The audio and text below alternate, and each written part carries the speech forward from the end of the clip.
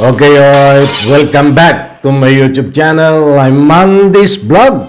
Eto, matinding revelasyon nitong si Arturo Las Cañas na tumatayo ang testigo laban dito sa dating presidente na si Duterte.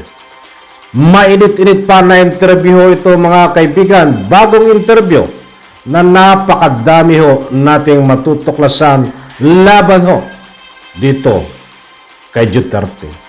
Kilala niyo po ito kung sinusubaybayan niyo itong kaso laban kay Duterte sapagkat ito ang tumatayo ngayon na ika nga po'y testigo mga kaibigan. Dating pulis, dating nagtatrabaho, dating kadikit ni Duterte diyan sa Davao before. Subalit biglang bumaliktad dahil hindi niya kaya sikmurahin di umano ang mga pinapagawa sa kanya. Maraming interview before ang lumabas, but ito ay dito sa rolling ng video na ipapanood ko po sa inyo at ibabahagi ay may mga pinangalanan po siya na nabanggit na hindi nababanggit before. At mayroong revelasyon na hindi niya po sinasabi before. But dito sa video na ito, kakaiba ang matutuklasan natin. Panibagong matinding revelasyon laban sa pagkatao ni Duterte. Laman ng video na yan ang ating tatalakayin. Kung bago pa lang po kayo sa aking maliit pa na YouTube channel, inaanyayahan ko po kayo. Please subscribe. Sabay-sabay po nating i-like ang video na ito kung nagustuhan nyo po. Ako'y muling nakikiusap mga kaibigan kung pwede lang. Patapusin po nating panoorin ang kabuuan ng vlog na ito. At nang sa ganon, lubos po nating maunawan. Heto na, samahan nyo po akong panoorin pagkatapos nating mapanood. Magbibigay po tayo ng kaunting public opinion komentaryo na naayon sa gulong ng video. Samahan niyo po akong panoorin.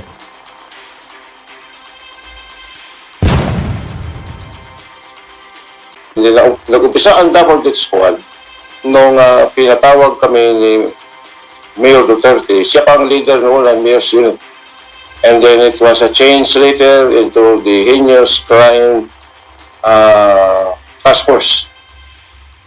Mga 8 kami na personnel ng Heinous Crime Task Force ang inutusan personal ni Mayor Rodrigo Roa Duterte na mag-conduct kami ng extrajudicial killings sa mga suspected shabu users and pushers using the style of riding in tandem.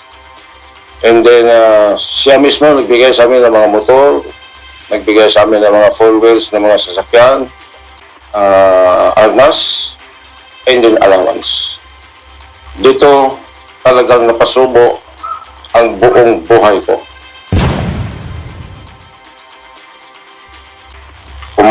Pumatay kami ng maraming tao at tumanggap kami ng maraming pira galing mismo personal kay Mayor Rudy Duterte. Then sometimes sa kanyang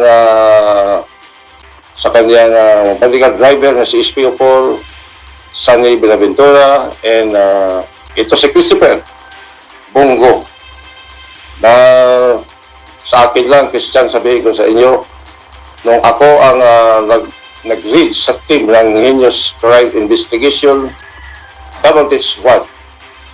Yan si Bongo, taga-bili ko lang yan ng Maruya. Yung piniritong saging. Opo. Paborito ko rin po yung Maruya. Yeah. So, dito is talagang na linlang kami ni Duterte na ang kanyang drug war campaign sa Davao City ay totohanan ito.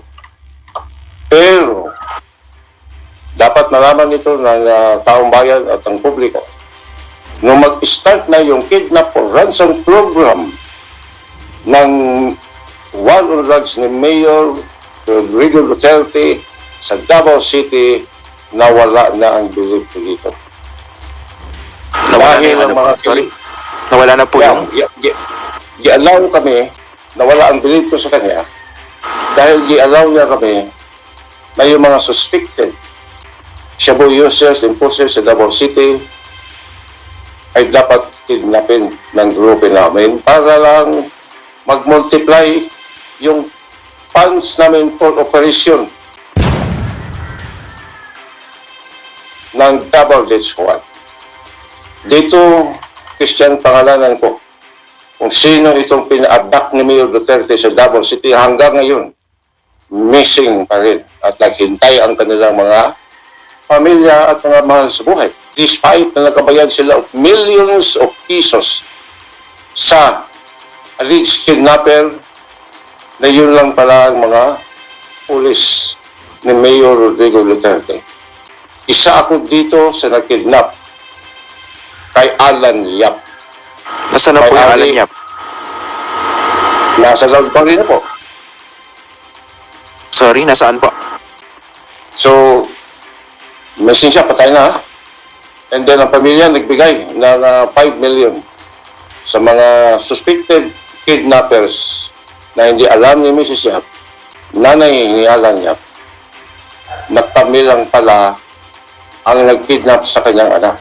In fact, ang 45 caliber ni Alan Yap nasa posisyon ngayon ni SPO4 Benvenido Laod.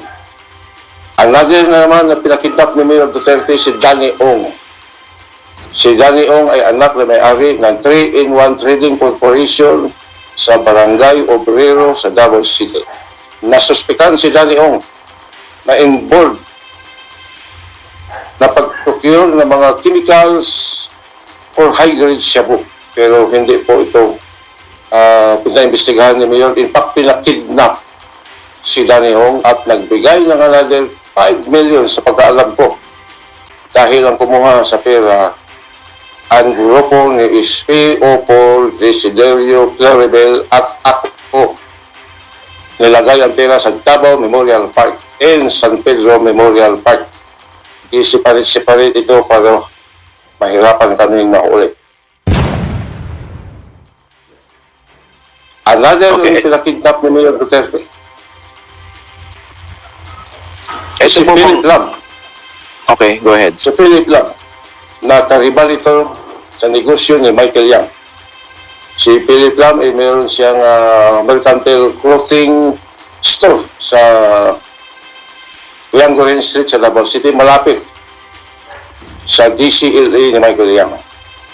Pinakidnap din ito ni Mayor Rodrigo Duterte. Ang hiningi ng mga kidnapper is pagka-record ko is 20 million pero na-reduce ito to 10 million. Ang grupo na kidnap, ang grupo ni SPO4 Benvenido Laod, ako, SPO4 Desiderio Claribel, and Police Inspector Paul Hincio Pabo. Iyan na po. Wala na akong ilagay iba. Yan po ba lahat nando sa affidavit nyo? Sa handwritten at saka dun sa computer written? Sa handwritten po. Sa handwritten. Okay, ganito. So basically, kung may mga binabanggit kayong mga pinakidnap di umano, so they could be corroborated, no? Tama po ba? Kung meron kayong sinasabing dinukot kayo, edi dapat nawawala yan. Meron police record po ba lahat yan? Lahat ito naka-record po sa mga police station at saka sa Davao City Police Office.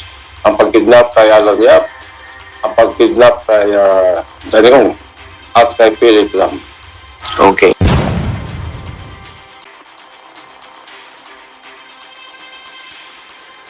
Okay, alright. Shoutout po sa lahat. At maraming salamat. Ipahintulot ang paggamit ng iyong video clips na napakaganda. Itong si Christian Isguera.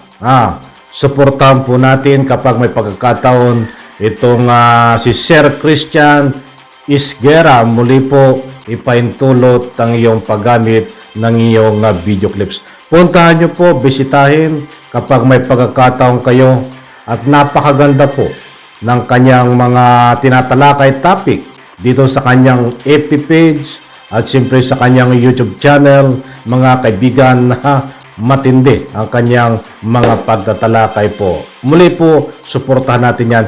Christian Isguera. Okay, at mainit na talakayan to. Subalit, naku po, hindi ko na ulitin. Kayo na ho ang magsabi, kayo na po ang magbigay ng anuman, kung anuman ng inyong reaksyon dito sa ruling ng video na pinakita ko po sa inyo. Datapwat sa puntong ito ay yung iba ay narinig na natin dito sa tumatayo ho na testigo laban dito ho sa dating presidente na si Duterte. At siyempre katulad ng nasabi ko ho, ay mayroong mga bago siyang mga pasabog dito at mayroong mga pangalan na nabanggit na hindi niya po nabanggit before. But dito sa ruling ng video ay diretsa niyang binanggit, pinangalanan kung sino ang dapat pangalanan at yung iba ika nga po'y nandiyan po on the record sa video na ito, mga kaibigan. Yan po si Arturo Las Cañas na tumatayo nga testigo laban ho dito kay dating Pangulo Duterte, mga kaibigan, na sumasa ilalim ho sa pag-iimbestiga ng ICC, mga kaibigan. May alam siya ho tungkol sa warrant of arrest dahil ang abogado ho nito, mga kaibigan, ay nakakausap ng ICC. Kaya sa susunod natin vlog, mga kaibigan, ay ibabahagi ko po sa inyo kung ano ang nalalaman niya dito ho sa warrant of arrest laban ho kay Duterte. Ito nga ba ay may katotohanan na as soon as possible ay lalabas na?